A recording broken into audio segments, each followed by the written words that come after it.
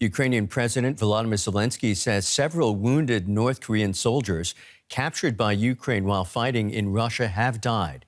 He accused Russia of throwing them into battle with, quote, minimal protection.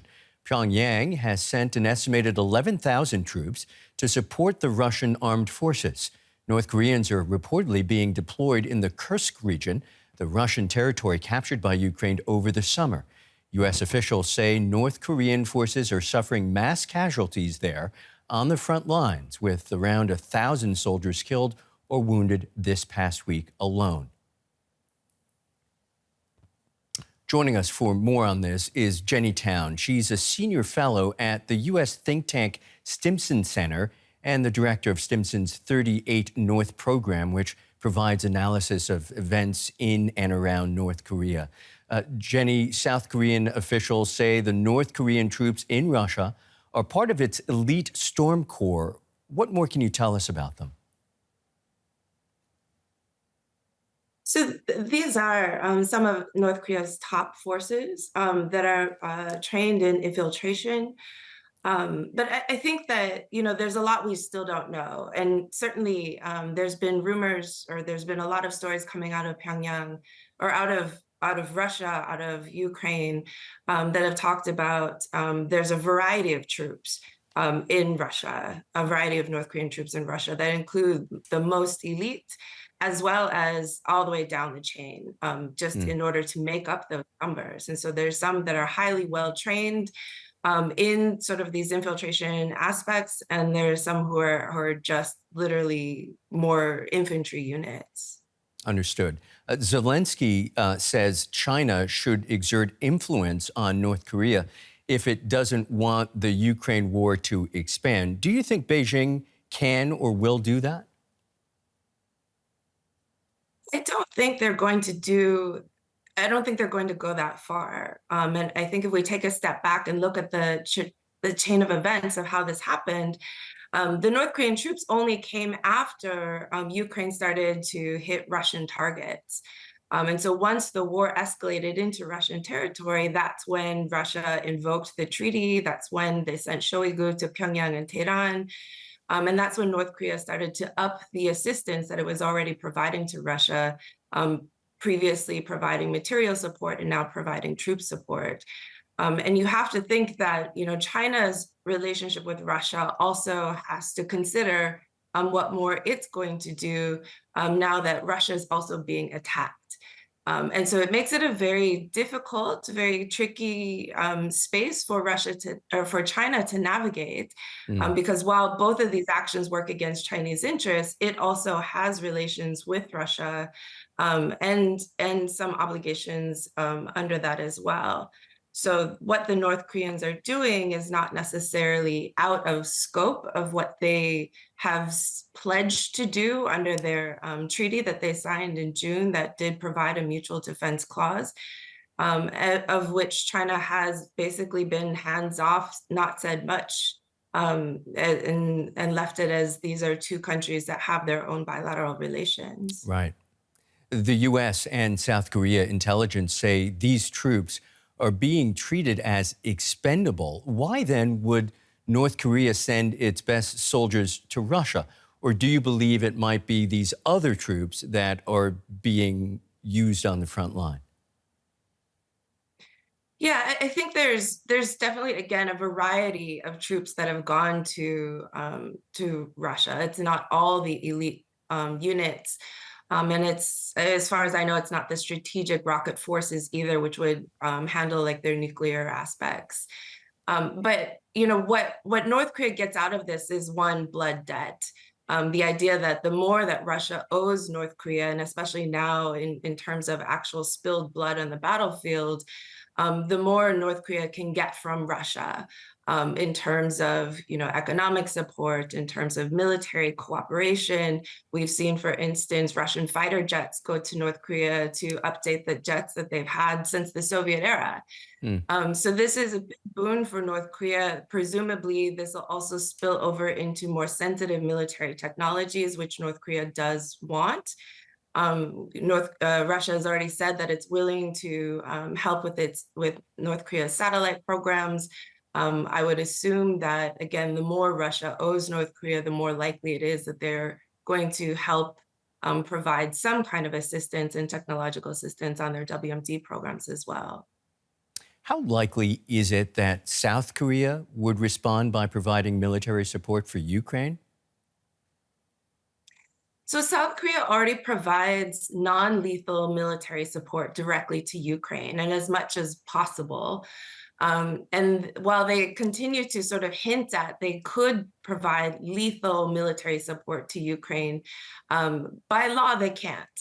It has not just been a policy stance; it has been a factor of their Foreign Trade Act is that they're not allowed to actually, without legislation to be passed that would provide the pathway to do so. And as you know, in South Korea right now, there is no bipartisan cooperation going on in the National Assembly, and they're mired now in their own political crisis with the impeachment of former president or impeachment of President Yoon Suk-yeol, and now the impeachment of the acting president, Han Duck-soo, as well. So I think the idea that South Korea is going to do more and really stretch the limits of what it can legally do at this point in time is highly unlikely. I think there is a case where if NATO asked South Korea to provide more weapons, for instance, to NATO countries to provide to Ukraine, I think that's definitely possible, and the South Koreans would be more than willing to do so. But in terms of direct support to Ukraine, I think right now with South Korea's situation, I think they're going to be pretty paralyzed on this aspect. Our sincere thanks to Jenny Town from the Stimson Center in Washington, D.C. Really appreciate your time and your perspective.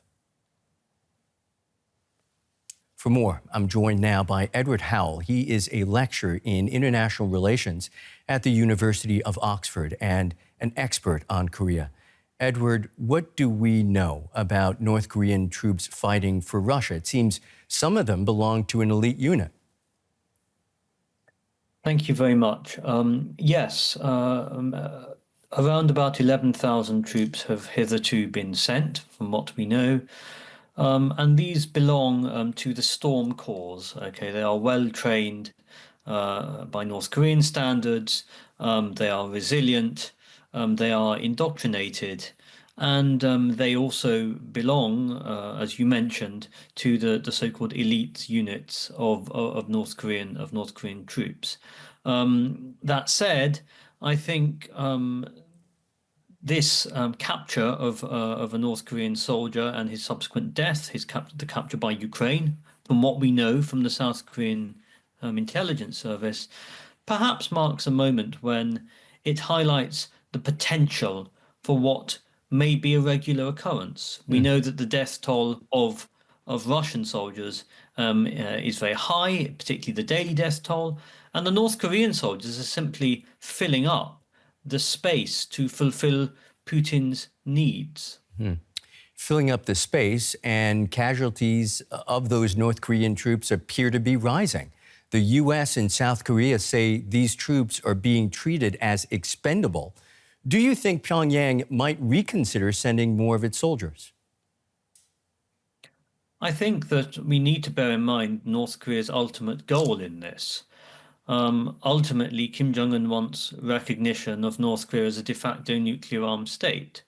If one way of doing this is to show that he is going all in with respect to the Russian war against Ukraine by sending not only ballistic missiles, not only artillery shells, but crucially manpower, he is likely to continue doing so. There are questions, unanswered questions, of the possibilities of North Korean soldiers defecting. And there are questions as to how the North Korean regime will justify or even attempt to justify the deaths of North Korean soldiers sent to the Kursk region and beyond. But this is a clear highlight. This sending of troops is a clear example, a sort of totemic example, so to speak, of North Korea showing the world and Russia that it is very much strengthening its renewed partnership with Moscow.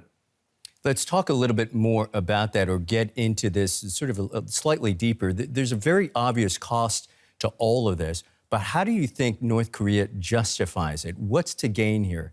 Is it simply promoting itself as a nuclear state? Well, we know that Kim Jong-un wants advanced missile technology and advanced military technology. We knew this even before the relationship with Russia heightened, even before February 2022. In 2021, Kim Jong-un made clear how he sought to enhance the scope and sophistication of North Korea's conventional and unconventional arsenals. Drone capability, missile capability, nuclear capabilities. And so in return, the question we don't know, and what is perhaps most concerning, is what Russia is providing North Korea in return. Missile technology, military technology. I mean, these possibilities have been raised by the NATO Secretary General only recently. And this is something to keep an eye on in the months to come. Got it. Thank you very much. That's Edward Howell, lecturer in international relations at the University of Oxford, and of course, an expert on Korea. Many thanks, sir. Thank you very much.